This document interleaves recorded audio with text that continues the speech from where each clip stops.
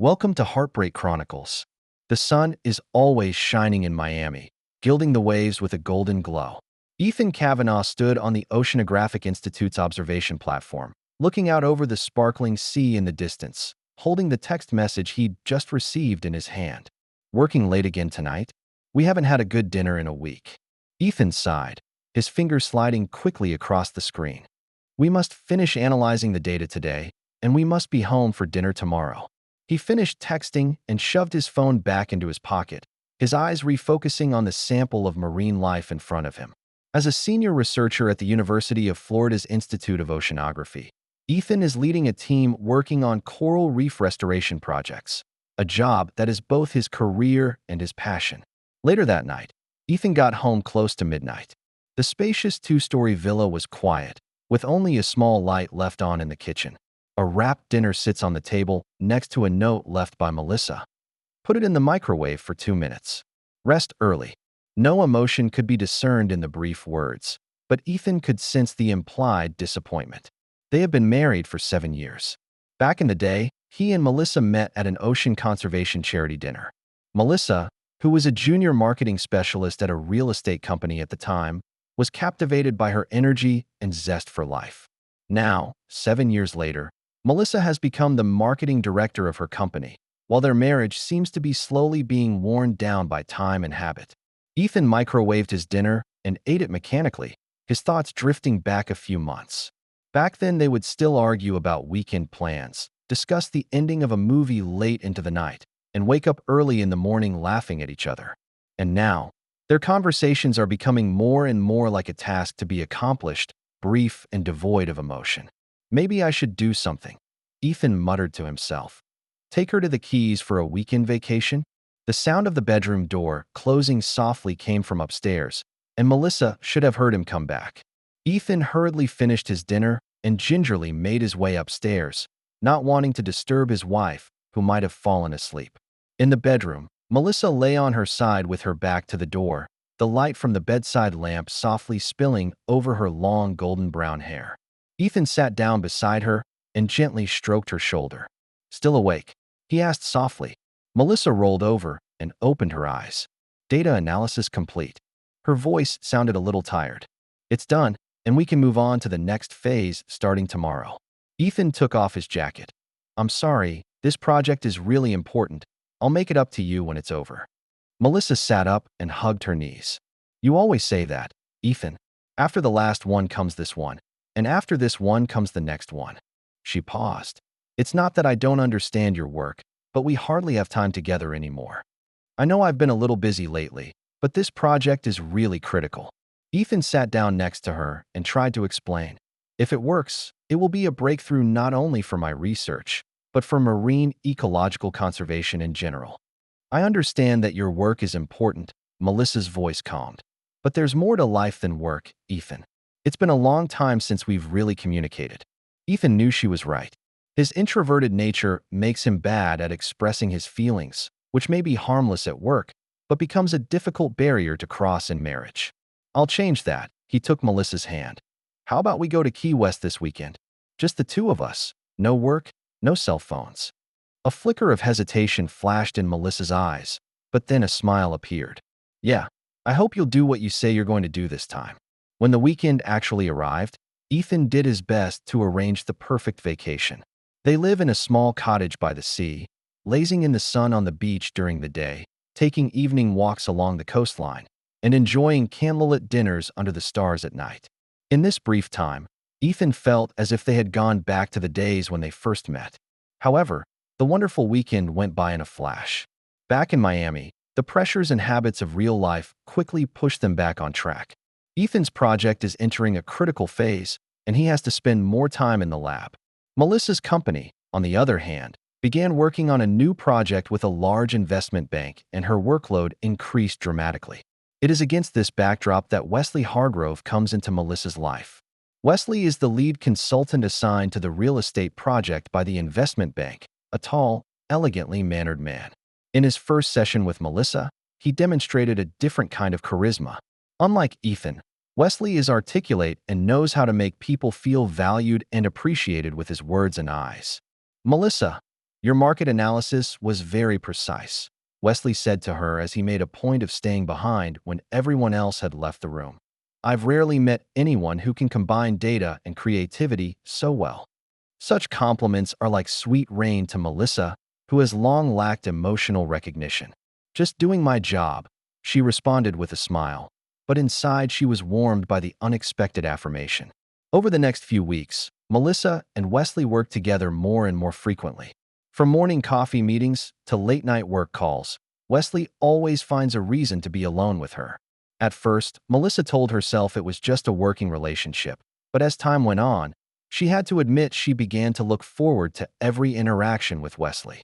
Meanwhile, Ethan and Melissa's relationship continues to deteriorate. Their conversations turn into schedules and chore assignments, and intimate gestures become rare and raw. Ethan senses his wife's detachment, but he attributes it to work pressures and thinks that giving her some space is the best solution. I'm probably going to go on a field trip to the Florida Keys next week for about a week, Ethan told Melissa at the dinner table one evening. Melissa nodded, no disappointment or surprise evident on her face. It just so happens that I'm also busy with a new company project that requires overtime. Ethan hesitated, but asked, how have you been? It feels like there's something between us. It's not the same. Melissa put down her knife and fork and looked him straight in the eye. I don't know, Ethan. Sometimes I feel like we're just roommates living under the same roof, not husband and wife. The words stung Ethan like a needle. I love you, Melissa. Maybe I'm not very good at expressing myself, but that's never changed. Love is more than just a word, Ethan. Melissa says softly. It should be about action, about understanding, about being there for the other person when they need it. Ethan felt a wave of weakness. He knows Melissa has a point, but he doesn't know how to change his introverted nature. Just give me a second, okay? When this project is over. Another project, Melissa interrupted. There's always the next project, the next deadline. She stood up. I'm tired, I'll go rest first. Watching Melissa's departing back, Ethan is deeply frustrated. He loved her, there was no doubt about it, but he seemed less and less sure how to make her feel that love. The following day, Ethan departed for the Florida Keys. Before he left a handwritten note on Melissa's pillow. I love you. Let's talk when we get back. However, fate seems to have begun to weave a twist he could not have foreseen. The very next night after Ethan left, Melissa worked late into the night with Wesley. When they were the only two left in the office, Wesley suddenly asked, Are you okay? You seem preoccupied lately. That simple concern opened the floodgates of Melissa's emotions. She finds herself starting to talk about the disappointments and frustrations in her marriage, and Wesley is a perfect listener. It sounds like what's missing between you two is a real connection, Wesley said as he gently took her hand. Everyone deserves to be understood and appreciated, especially a wonderful woman like you. In that moment, in an empty office, in a state of emotional vulnerability, Melissa made a decision that changed everything. She didn't draw back her hand. Over the next few days, Melissa and Wesley's relationship grew rapidly. From working lunches to private dinners, from casual touches to late-night passionate kisses, the boundaries are breaking down one step at a time. Melissa knows she's doing something wrong, but the attention and understanding Wesley gives her is like an addictive drug that she can't help herself from. When Ethan returns from the Florida Keys, he immediately senses a difference in the atmosphere at home. Melissa seemed more distracted, her smile no longer natural, and her eyes always wandering. And when he tried to approach her, she would subtly avoid physical contact. How was the business trip? Melissa asked, a hint of emotion in her voice that Ethan couldn't decipher. It went well, and a lot of valuable samples were collected, Ethan replied, while noting that Melissa showed little interest in his answer. What about you? Still busy at work? Well, the project is moving quickly, and we may be able to sign this big client soon. Melissa answered quickly and then quickly changed the subject. By the way, my mom is visiting next week, and I may need to pick her up at the airport. Ethan nodded, though he remembered that his mother-in-law had called just last week to say that there were no plans for a visit in the near future. A flicker of doubt began to sprout in his mind, but he quickly pushed it down. No problem. Need me to come along? No, Melissa replied too quickly. You have your job. I'll just go by myself. Over the next few days, Ethan began to notice more signs of abnormality. Melissa's work hours have become irregular, sometimes coming home late at night. She has begun to change her clothes in the bathroom rather than in her bedroom as she used to do. Her cell phone is never far from her person, and she seems to have set a new unlock code. All of these changes point to a possibility Ethan doesn't want to face. As a scientist accustomed to collecting and analyzing data, he couldn't ignore the evidence in front of him. But as a loving husband to his wife, he wanted other explanations. Ultimately, the decisive evidence came from an unexpected discovery. One night, when Melissa claims to be working late, Ethan decides to surprise her as he passes by her office building. However, when he arrived at her office, he found the lights out and the office empty. Melissa took the night off, the guard told him. It seems she had a private appointment and she left around 3 in the afternoon. The message hit Ethan like a hammer. He drove home mechanically, but his brain was in turmoil. He didn't want to believe the worst possibilities, but all the signs pointed in the same direction. When he got home, Ethan made a decision he never thought he'd make. He checked his family's computer history.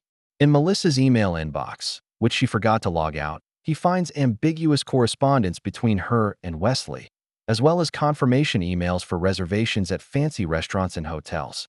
Nearly midnight that night, Melissa returned home gingerly.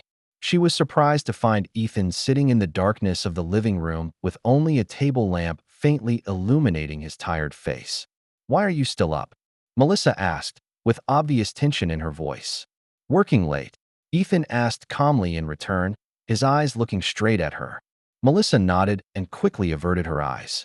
"The project has reached a critical stage." In a suite at the Marina Grand Hotel, Ethan's voice remained calm, but each word weighed like 1,000 pounds. Melissa's face went instantly pale. What are you talking about?" "Stop lying, Melissa." Ethan stood up, the printed email log in his hand. "Wesley Hargrove, right? How far along are you? Is it just dinner and kissing, or has it been further?" Melissa's silence had given the answer. Her shoulders slumped and tears began to roll down her cheeks. "I didn't mean it, Ethan. Things just happen." "Things don't just happen, Melissa." Ethan's voice finally wavered. "Every step is the result of a choice. You chose to lie to me. You chose to betray our marriage. Who are you to accuse me?" Melissa snapped back, tears tinged with anger. "You put all your energy into your work and treated me like an appendage in your life. Wesley at least listens to me and understands. So that's your reason? Because I'm too busy working and not romantic enough. That gives you the right to cheat on me." Ethan's voice rose. "I admit I was at fault for not giving you enough attention, but that's no excuse for betrayal." The argument lasted all night, exposing the long-standing grievances and misunderstandings that had built up in their marriage. Toward dawn, when emotions had calmed a bit, Ethan asked the decisive question, "Do you love him?" Melissa lowered her head and was silent for a long time before answering. "I don't know if what I'm feeling right now is love, but with him I feel understood and valued." That answer broke Ethan's heart more than a simple yes. It implies that the problem is not just another man, but that the connection between them has been broken. "I think we need some time to calm down," Ethan finally said, a deep weariness in his voice. "I'll go to a hotel for a few days." The next few weeks are an emotional tug-of-war. Ethan moves into an apartment and immerses himself in work to try to numb himself. Melissa, meanwhile, struggles with guilt, relief, and confusion while continuing to see Wesley. She told herself that this was just a temporary separation and that they might still have a chance to make up, but deep down, she knew that an irreversible line had been crossed. When Ethan learns through a mutual friend that Melissa and Wesley have begun dating publicly, he finally makes a decision to file for divorce. He hired an experienced divorce attorney and began the legal process. Ethan shook his head when his attorney asked him if he wanted to file a lawsuit for adultery. "I just want to end this as soon as possible," he said, in the most civilized way possible. However, when he receives a property division request from Melissa, Ethan feels a surge of anger. Not only is she asking for half of the joint estate, but also his personal research winnings and a share of future royalties. "This is outrageous," Ethan told his attorney. "Those prizes were in recognition of my personal research and had nothing to do with our marriage." Unfortunately, property acquired during a marriage is usually considered community property, the attorney explains. but we can pursue a more reasonable division plan. It was while the divorce proceedings were going on that Ethan began to notice some strange signs. His research data seems to have been accessed, and some important experimental results appear in places he doesn't remember sharing them. Initially, he thought it was a lab security issue until one day he received an anonymous email. Your wife and her new boyfriend didn't just emotionally betray you. Check your computer and research data. Ethan doesn't usually trust anonymous sources, but the details provided in this email were too specific to ignore. He immediately contacted the university's IT department to investigate and was shocked by the results. Someone used Melissa's credentials to log into his cloud storage and download a large amount of research data, specifically information about a marine biological compound that could have pharmaceutical value. Further investigation reveals that Wesley's investment bank recently invested a significant amount of money into a startup focused on marine biopharmaceuticals. This can't be a coincidence. They used my research for insider trading. Ethan told his lawyer, his voice shaking with anger, and I'm going to tell the court about it. The attorney advised him to gather more evidence first and consulted with a corporate crime expert. With the help of an expert, Ethan began secretly gathering evidence of Wesley and Melissa's activities including bank records, communication records, and data access logs. It was during this process that fate added a surprising twist. Melissa became pregnant. When the news reached Ethan's ears, he felt a wave of indescribable pain. Even though they were separated, the thought of Melissa being pregnant with another man's child still cut him to the core. However, the news also brought new complications to the divorce case. Melissa's attorney immediately argued that the percentage of alimony and property distribution should be increased in light of her impending motherhood. She's trying to use the pregnancy to get more compensation. Ethan's attorney explains, which is not uncommon in divorce cases, but we have good reason to object to the excessive demands. As the date of his divorce hearing approaches, Ethan completes his investigation into Wesley and Melissa's wrongdoing. The evidence suggests that they not only stole his research data, but also used the information to make investments worth millions of dollars. We can provide that evidence to the court, the attorney told Ethan, but timing is important. Ethan nodded as a plan began to form in his mind. At the hearing, when Melissa mentioned her pregnancy, that was the perfect moment to reveal the truth.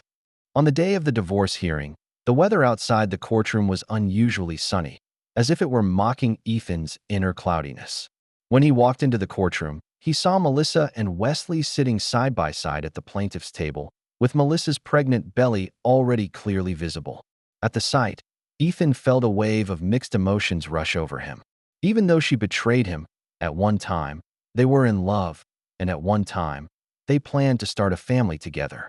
Now she's pregnant with another man's child, and they're about to fight over the property as opposing parties in court. Immediately after the hearing began, Melissa's attorney brought up the status of her pregnancy, emphasizing her need for more financial support to care for her soon-to-be-born child.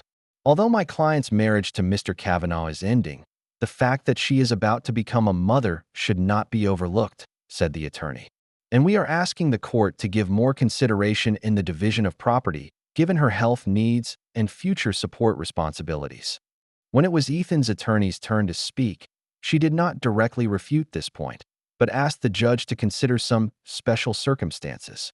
Before we discuss the division of the property, we would like to bring to the court's attention some serious misconduct, she said, before beginning to show evidence Ethan had gathered, including evidence of data theft and insider trading. The courtroom was in an uproar. Wesley's face turns pale, while Melissa looks at the evidence on display in shock, seemingly unable to believe her eyes. It was then that the judge asked the question that changed everything. Ms. Kavanaugh, given your current pregnancy status, I have to ask a direct question. Did you and Mr. Hargrove make investments using research information obtained from your husband? Did these investments coincide with your pregnancy? Melissa's face instantly turned pale. She glanced at Wesley for some sort of support, but he was already talking in low tones with his own attorney, completely ignoring her look of help. I don't know what you're talking about, Your Honor, Melissa finally replied, her voice almost trembling. Wesley handles all the investment decisions. I just trust his judgment. Instead of clarifying the situation, this answer further aroused the judge's suspicions. So you admit that Mr. Hargrove did make these investments and simply claim that you were unaware of them. At this juncture, Wesley made a move that surprised everyone. He stood up and interrupted the conversation. Your Honor, before proceeding, I would like to have a private consultation with my attorney. The judge granted a short recess. When the hearing resumed, Wesley's attorneys announced a shocking decision. That Wesley was willing to testify, admitting to the data theft and insider trading, but claiming that Melissa was the mastermind, using her special position as his wife to access the research data. This is bullshit. Melissa stood up and shouted, so emotional she could barely contain herself. Wesley, how could you? The courtroom was in such disarray that the judge had to bang his gavel several times to restore order.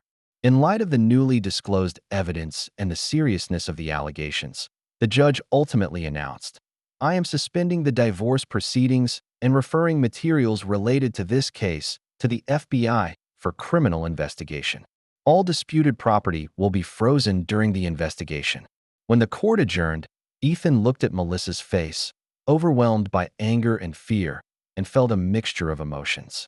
He had loved this woman so much that he had believed they would spend the rest of their lives together. Now she had betrayed not only his feelings, but also his trust and professional integrity. As he walks out of the courtroom, Ethan realizes that even though he has won in some sense, it doesn't fill the hole inside of him. The sweetness of revenge is fleeting, leaving behind only the sadness of a love once possessed and lost. Later that night, alone in his apartment, Ethan looked out the window at the lights of Miami and contemplated the day's events. His cell phone suddenly rings, and it's Melissa's number. After a moment's hesitation, he picked up the phone. Why? Melissa's voice was hoarse from crying. Why are you doing this? Ethan took a deep breath and replied calmly. I didn't do anything, Melissa. It's all a result of the choices you and Wesley made. But you could have settled the matter privately. No need to bring it to court. Like you chose to deal with our marital problems privately rather than through cheating?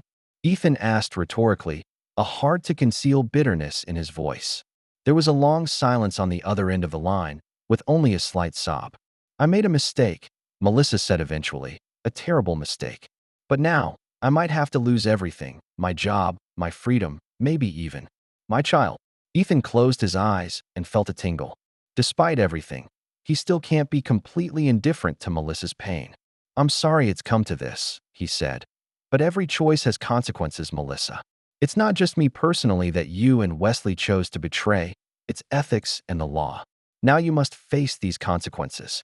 Once again, there was a long silence on the other end of the line. Do you still love me, Ethan? Melissa finally asked, her voice so low it was barely audible. Ethan looked out the window at the night sky and pondered the question. Love is a complex emotion, and even after betrayal, it doesn't immediately disappear without a trace. But it can change shape. It can be covered in pain and disappointment. The Melissa I once loved, he finally replied, no longer exists. After hanging up, Ethan felt a wave of exhaustion like no other. The fleeting satisfaction of revenge had faded, leaving only uncertainty about the future. He didn't know what tomorrow, next week, or next year would bring, but he knew that today, a chapter had ended, and for better or worse, life would move on. As the night deepens, the lights of Miami twinkle in the darkness like stars in a distant galaxy. In this vast universe, everyone is writing their own story, and every choice is shaping the path of the future. Ethan looked at the lights and thought about the countless stories hidden behind them. How many people are experiencing pain similar to his? How many marriages are breaking up? How many betrayals are taking place? In that moment, he realized that his story was just one of countless stories in this world, and that his pain, no matter how intense, would eventually become part of the memory. Tomorrow, the sun will still rise and life will go on. He, on the other hand, must find the way forward, wherever it leads. 3 months have passed. It's a hot summer in Miami, but for Ethan, it's not nearly as hot as the storm that's raging inside him. The FBI's investigation of Wesley and Melissa is still ongoing, and as a result, the divorce proceedings have been put on hold indefinitely. Meanwhile, academics have begun to pay attention to the case, with many viewing it as a cautionary tale of academic integrity and business ethics. Ethan keeps a low profile as much as possible and focuses on his research. Although the scandal caused him some inconvenience, the academic community generally sympathized with his situation and his reputation did not suffer too much. In fact, his recent approach to coral reef restoration has received additional research funding, which gives him some solace. One afternoon, while Ethan was organizing data in his lab, he received a call from his attorney. "I have some news for you." The attorney's voice sounded a little weary. Wesley reached a plea agreement with the prosecution. He will plead guilty to insider trading and data theft in exchange for a reduced sentence. Ethan leaned back in his chair and closed his eyes. Will he testify against Melissa? Yes, it's part of the agreement. He claimed the whole scheme was Melissa's idea and that she used her marriage to you to obtain the research data. It's a lie, Ethan blurted out, then realized how ironic his reaction was. Even though Melissa betrayed him, he still can't get over the fact that Wesley puts the entire blame on her. Melissa couldn't have planned this all by herself. She doesn't know anything about biotechnology and can't possibly know what data is valuable. The lawyer was silent for a moment. This may be a difficult decision for you, but the prosecution would like to know if you're willing to testify and clarify Melissa's actual role in the scheme. How would it affect her if I testified? Depends on your testimony. If you can prove she's not the mastermind, she could face a lighter sentence. But in any case, given the evidence, she will almost certainly be convicted. Ethan was deep in thought. On the one hand, he's still angry and hurt by Melissa's betrayal. On the other hand, it's unsettling to see her carrying a guilt that doesn't belong to her. To complicate matters, she's now pregnant with Wesley's child, an innocent life about to come into the world that may have to face the reality of its mother's incarceration as soon as it's born. "Give me some time to think about it," Ethan finally said. After hanging up the phone, Ethan decides to go for a walk on the beach to clear his head. Miami's beaches are especially beautiful in the evening, when the setting sun colors the water gold and the gentle sound of the waves helps to calm the mind. Just as Ethan was strolling along the shoreline, he received an unexpected phone call from the hospital. "Mr. Kavanaugh, we need to inform you that your wife, Melissa Kavanaugh, has been taken to the emergency room. She is experiencing symptoms associated with pregnancy complications that are quite serious." Despite their separation, Ethan is still legally Melissa's husband and is therefore listed as an emergency contact. "How is she doing now?" Ethan asked, surprising himself with the worry in his voice. "Doctors are examining her, and her condition is stable. But given her pregnancy, the doctor advised that she needed to be accompanied." Ethan hesitated. Reason told him it was no longer his responsibility, but some deeper emotion, perhaps the love he had once felt, perhaps just basic humanitarianism pushed him to head for the hospital. "Tell her I'll be there," he said finally. When Ethan arrives at the hospital, he meets with a surprise at reception. No Wesley. "Mr. Hargrove came in earlier but left about an hour ago," the nurse told him, "and I believe he has some urgent business to attend to." The message sent a wave of unaccountable anger through Ethan. Even in such an emergency, Wesley still chooses to put his affairs ahead of Melissa and their unborn child. When Ethan walked into Melissa's hospital room, he saw her lying in a hospital bed, pale and connected to various monitoring devices. Surprise flashed in her eyes at the sight of him appearing, followed by a complex mixture of emotions: shame, gratitude, remorse. "You're here," she whispered, her voice weak but calm. Ethan sits down in the chair next to the bed and nods. "The hospital called to inform me. How does it feel?" "The doctor said it's pregnancy hypertension and needs to be monitored closely." Melissa's hand rested gently on her bulging belly. "The baby is fine for now, but things can change at any time." Ethan noticed her eyes were red and puffy, obviously having just cried. "Where's Wesley?" A bitter smile appeared at the corner of Melissa's mouth. "There are important meetings that can't be missed. You know, when your future is threatened by incarceration, maternal health issues seem less urgent." The bitterness in this answer disturbed Ethan. Regardless of Melissa's mistakes, she is still a soon-to-be mother who deserves care and support, especially from the father of her child. "I heard about Wesley's plea deal," Ethan said calmly, "and he put all the blame on you."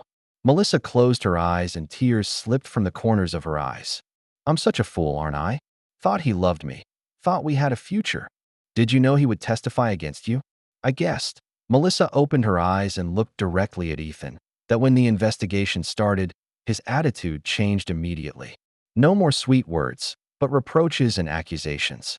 But I didn't think he'd get this far. Ethan felt a strange sympathy. Even though Melissa had betrayed him, it still sent a stab of pain through him to see her betrayed by Wesley in the same way. The prosecution wants me to testify, he said, about who the real mastermind is. There was a flash of fear in Melissa's eyes, then acceptance. Will you tell the truth? I've always told the truth, Melissa. The question is, what is the truth? Melissa was silent for a long time, as if weighing her options. Eventually, she took a deep breath and began to tell the truth of what had happened. At first, it was just a casual conversation. Wesley asked about your research, and unguardedly, I shared some of the basics. I didn't realize he would use that information for investment purposes. By the time I realized it, it was too late. He had already profited from the information, and I was indirectly complicit. Why don't you stop? Why didn't you tell me? Because. Melissa paused for a long moment. Because by then I was in love with him. Or at least, I thought it was love. He made me believe that we could start a new life together and that the money would be our security. Ethan felt a pang of bitterness, but he suppressed the emotion and continued. Who first came up with the idea of getting more research data? Wesley. Melissa replied without hesitation, but I accepted and even volunteered your login information. I don't want to run away from my responsibilities, Ethan. I made a mistake. I betrayed your trust, not only as a husband, but as a researcher. This candor took Ethan by surprise. He had expected rejection, excuses, or blame, but Melissa's honesty in admitting her mistakes made him reevaluate his opinion. I'll tell the prosecution the truth, Ethan said eventually, but I won't clear you of all responsibility. You're an accomplice, not an innocent. I understand and don't ask for more. There was a calm acceptance in Melissa's voice. Honestly, I'm more worried about my child's future than the fear of incarceration. The words touched a deeper place within Ethan. Regardless of his changing feelings for Melissa, that unborn child is innocent and should not have to pay for the mistakes of its parents. I'll do what I can to help you, he said, but not for you, but for the boy. Melissa nodded, tears of gratitude shining in her eyes. Thanks, Ethan, though I don't deserve any help from you. Just as they fall into silence, the door to the hospital room bursts open and Wesley walks in. He was visibly taken aback to see Ethan sitting at Melissa's bedside, but quickly regained his subdued expression. Ethan, it's been a long time, Wesley said, a deliberate cordiality in his voice. I didn't expect to meet you here. Ethan stood up and looked straight at the man who had ruined his marriage. Before, whenever he thought of Wesley, an uncontrollable rage flared up inside him. But now, faced with this man, he felt only a strange calm. The hospital contacted me because I'm still legally Melissa's husband, Ethan replied briefly, and I was about to leave. He turned to Melissa, avoiding Wesley's gaze. If you need anything, you can contact me. As Ethan walked toward the door, Wesley suddenly called out to him. Wait, Ethan, can we talk? Privately. Ethan pauses, hesitates, then nods. The two walked out of the hospital room and stood in the hospital corridor. I heard the prosecution contacted you, Wesley said, getting right to the point, about your possible testimony. Word travels fast, Ethan replied coldly. We're all adults, Ethan. We can deal with this rationally. Wesley's tone became serious.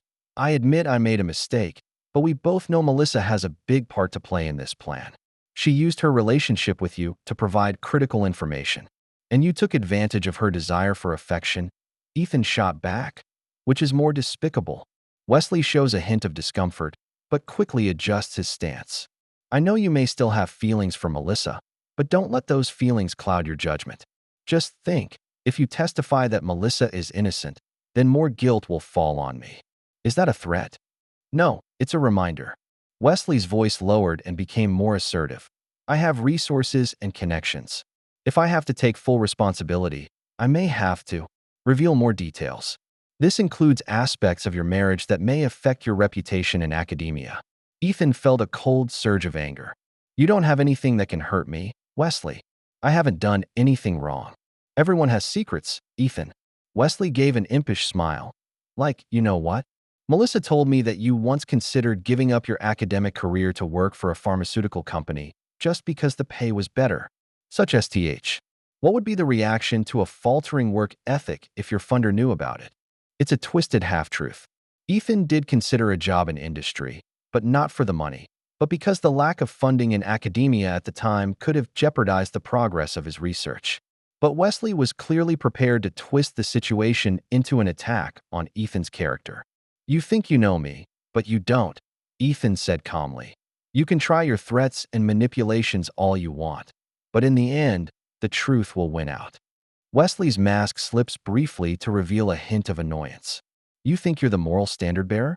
What does it say about your wife that she would rather betray you than be with me?" Ethan had long since passed the stage where he would be angered by such provocation. He just gazed at Wesley calmly, a calmness that in turn made the other man more uneasy. "I'll tell the truth, Wesley. No more, no less. If you've made a mistake, you should take responsibility for your actions instead of blaming it on a pregnant woman, especially if it's your child she's carrying." With that said, Ethan turned to leave, leaving Wesley standing alone in the hallway, the confidence on his face gradually replaced by unease. Ethan thought a lot over the next few days. He made an appointment to meet with a representative of the prosecution and explained in detail what he knew. He neither excused Melissa nor portrayed her as the mastermind. He simply stated the facts, that Wesley orchestrated the entire scheme, but Melissa was a willing participant, providing critical access. The prosecution thanked him for his candor and said the information would help them build a more accurate case. Meanwhile, Melissa's health improved and she was allowed to be discharged from the hospital, but required strict bed rest and regular checkups. Surprisingly, Wesley was barely present at the hospital, with his legal team apparently taking up most of his time and attention. Ethan receives occasional text messages from Melissa, briefly updating her on how she's doing. As much as he hated to admit it, he did care about her and the baby's health. They used to love each other, used to share every detail of their lives. Such a connection doesn't disappear completely because of betrayal, even if it has been permanently altered in form.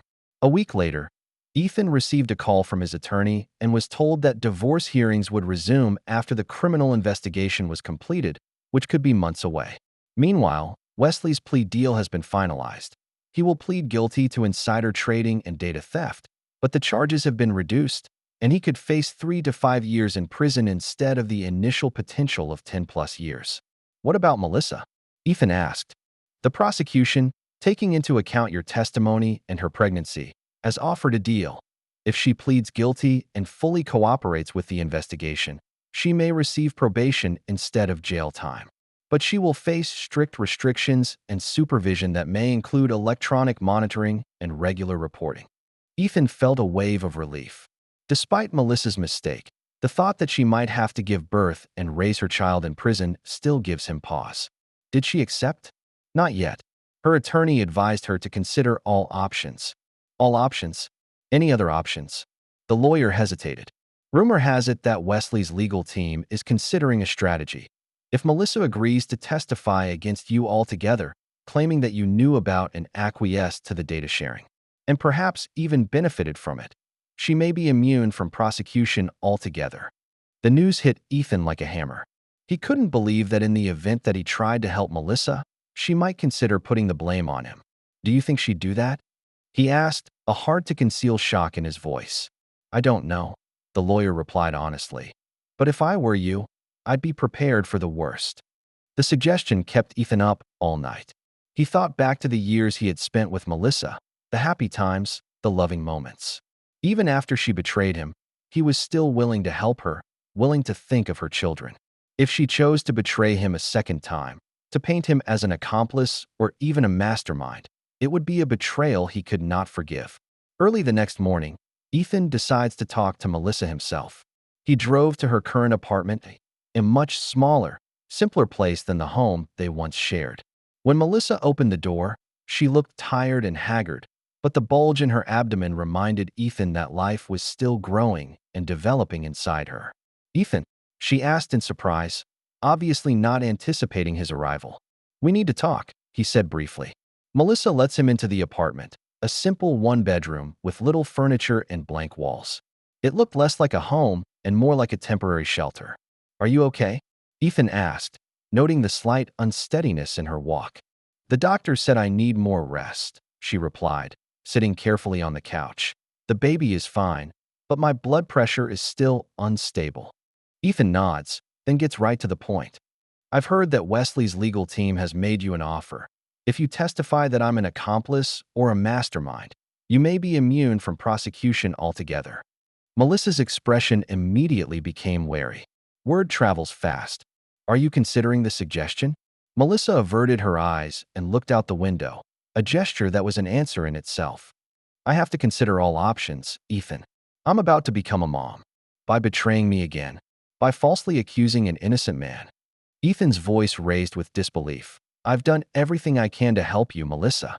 I told the prosecution the truth and neither exaggerated your crime nor tried to put all the blame on Wesley. I know, Melissa said softly, still avoiding his gaze. I appreciate it, I really do. But what?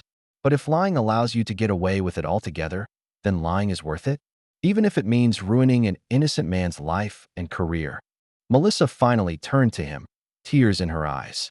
You don't understand, Ethan. I was at risk of losing everything. My freedom, my ability to raise my children, my future. I'm not a strong person, never have been.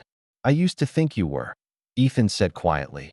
I used to think you were the bravest, most honest man I'd ever met. That was a long time ago, Melissa said bitterly, when we were both young and convinced that life would be fair. Ethan stood up, feeling a pang of deep disappointment. Life really isn't fair, Melissa, but we can still choose to be honest people, people who take responsibility for their mistakes. If you choose to lie, if you choose to falsely accuse me, then you will have betrayed more than just me. You will have betrayed yourself and everything you ever believed in. Melissa didn't answer, just sat there, tears silently slipping down her face. Think of your child, Ethan concluded before leaving. Do you want him or her to grow up knowing that his or her mother was a person who would set up innocent people in order to protect herself? Is that the value you wish to pass on to your children? After leaving Melissa's apartment, Ethan felt a wave of deep exhaustion and sadness.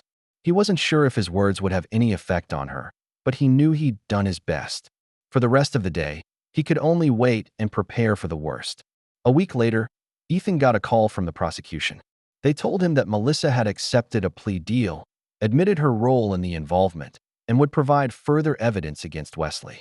In exchange, she would receive probation rather than jail time, but face strict supervision and restrictions. The news gave Ethan a small measure of relief. Even though the marriage was irretrievably broken, at least Melissa finally chose to be honest about her mistakes instead of placing the blame on him. The details of the case became clearer as time went on.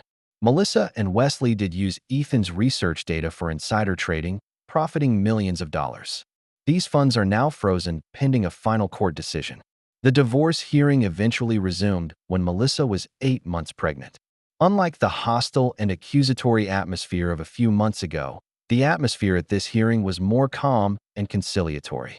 Melissa is no longer attempting to obtain Ethan's research winnings or future royalties, and is only asking for an equitable division of property.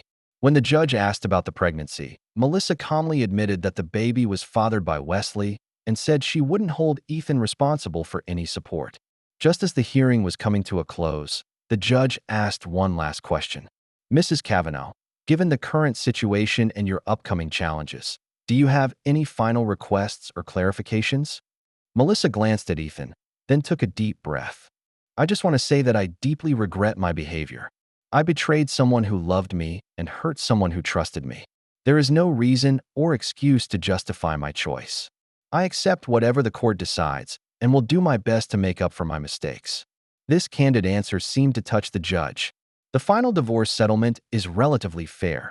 The joint property is divided equally. Ethan keeps his research winnings and future royalties.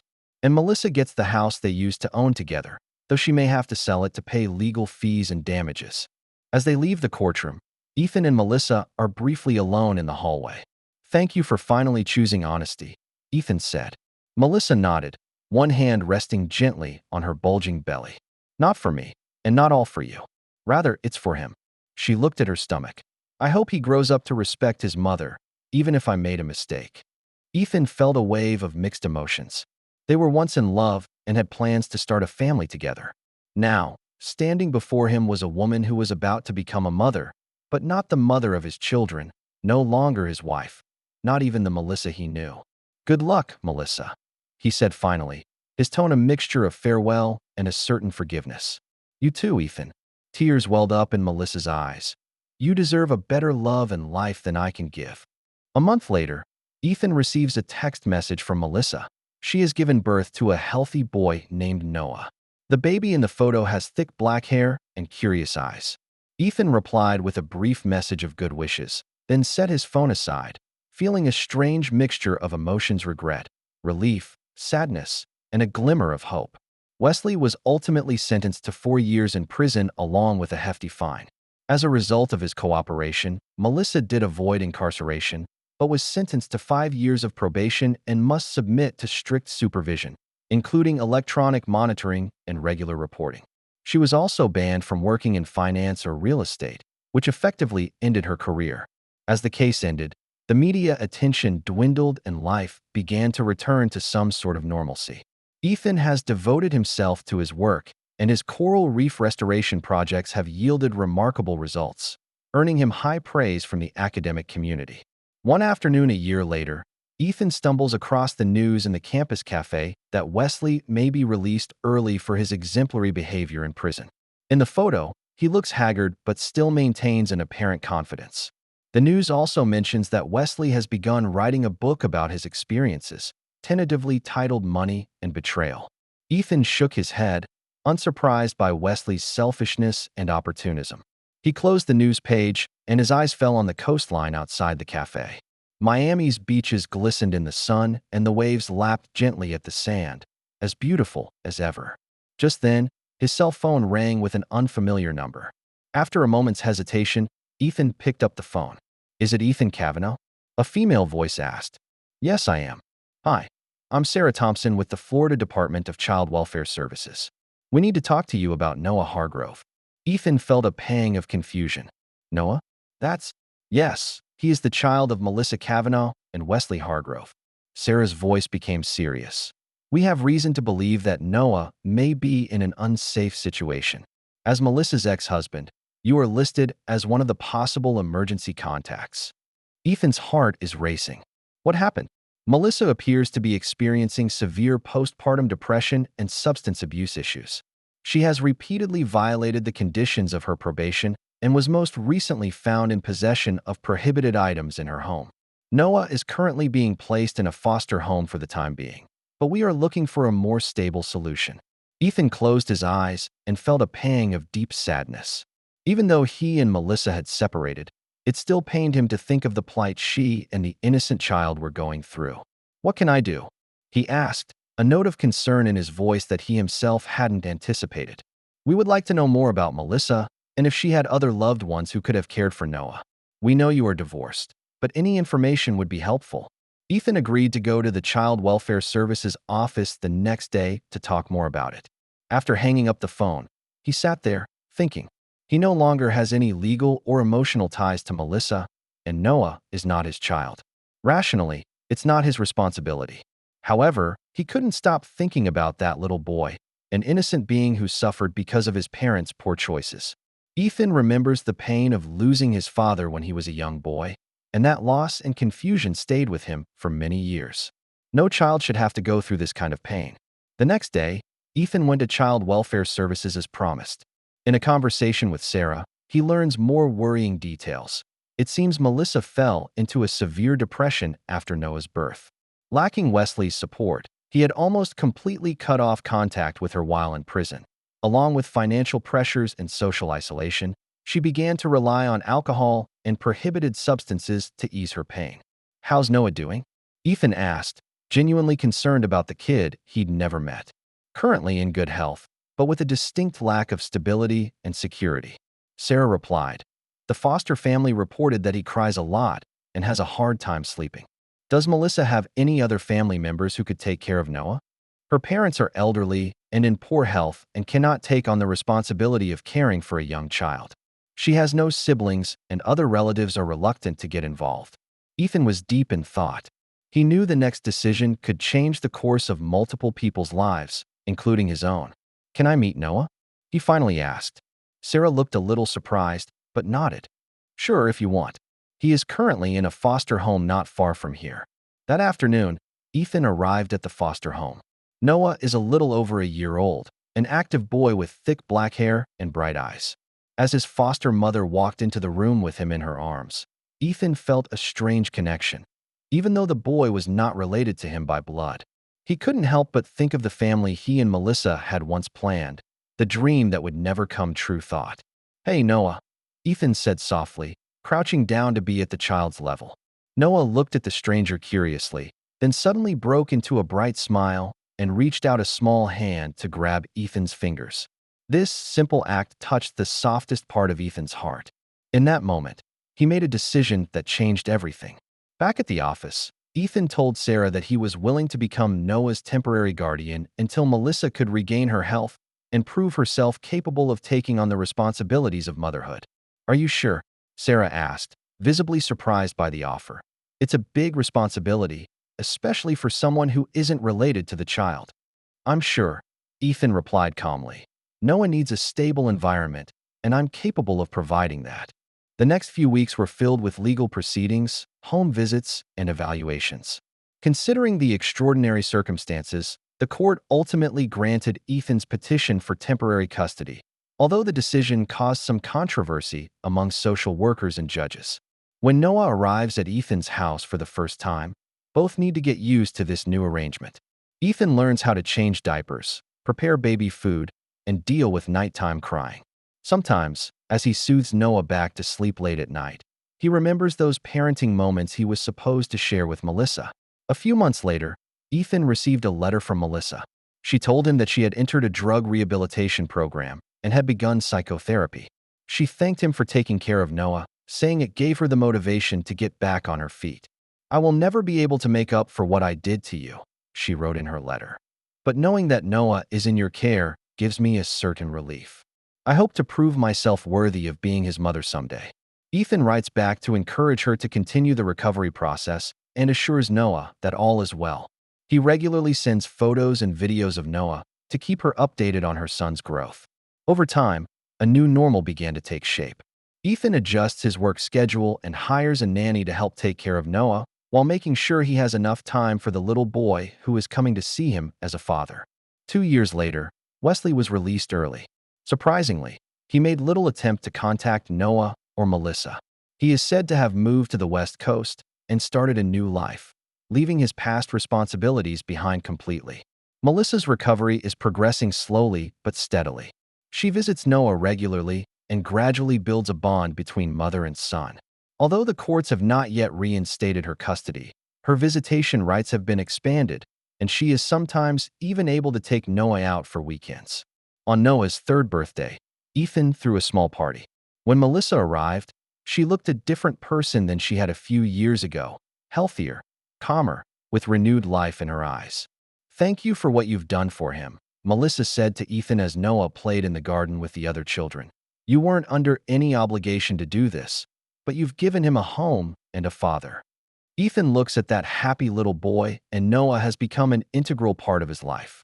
Every child deserves a safe home and people who love him, he replied simply. I've filed for full custody, Melissa said, with a hint of uncertainty in her voice, and the court said my case looks promising. Ethan nodded, feeling a wave of mixed emotions. On one hand, he's happy for Melissa's progress. On the other, he can't imagine life without Noah. That's good, he said finally. Noah needs his mother. Melissa looked at him with understanding and gratitude in her eyes. But he needs you too, Ethan. Regardless of what the courts decide, I hope you will continue to be a part of his life. The promise gave Ethan some sort of comfort. No matter what the future holds, the bond he's forged with Noah won't be easily severed. When the party was over and the other guests had left, Noah ran to Ethan and hugged his leg. Thank you, Daddy, the little boy said, looking up at Ethan with pure love and trust in his eyes. This is the best birthday ever. Ethan knelt down and took Noah in his arms. I love you, little one, he whispered, feeling his eyes moisten. Melissa, standing by, also wipes away tears. In this moment, a strange but real bond forms between the three, not a traditional family, but still full of love and hope. Life rarely goes according to plan. Sometimes the most painful betrayals and deepest hurts can lead us down unexpected paths.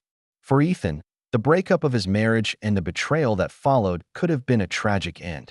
But in the midst of his suffering, he discovers an unexpected redemption, not through vengeance or anger, but by choosing to help an innocent life. As Noah happily runs through the garden in the Miami sunshine, Ethan remembers that painful night a few years ago when he discovered Melissa's betrayal and had thought his world had ended. Now he realizes that it was just a painful turning point for a new beginning. Sometimes the biggest mistakes can lead to the most unexpected blessings. Sometimes the price of betrayal can be a strange gift. And for Wesley and Melissa, their respective choices have very different consequences. Wesley chooses selfishness and avoidance, ultimately losing any contact with his son and destined to spend the rest of his life in guilt and regret. Melissa chose to face her mistakes and work to change, and despite a difficult road, she was ultimately given the opportunity to rebuild her life. There is no perfect ending or happy resolution to this story. It's just a slice of life, full of complex choices and consequences. But in the midst of all the pain and hardship, there is also hope and the possibility of redemption. If we are willing to face the truth, take responsibility, and choose the path of forgiveness rather than revenge. For those facing similar dilemmas, this story offers a simple but powerful lesson. Betrayal always has a price. Lies will eventually be exposed, and the truth, painful as it may be at times, is the only path that can lead to true peace and redemption. That's the end of today's story. For more captivating tales, hit subscribe and never miss an episode.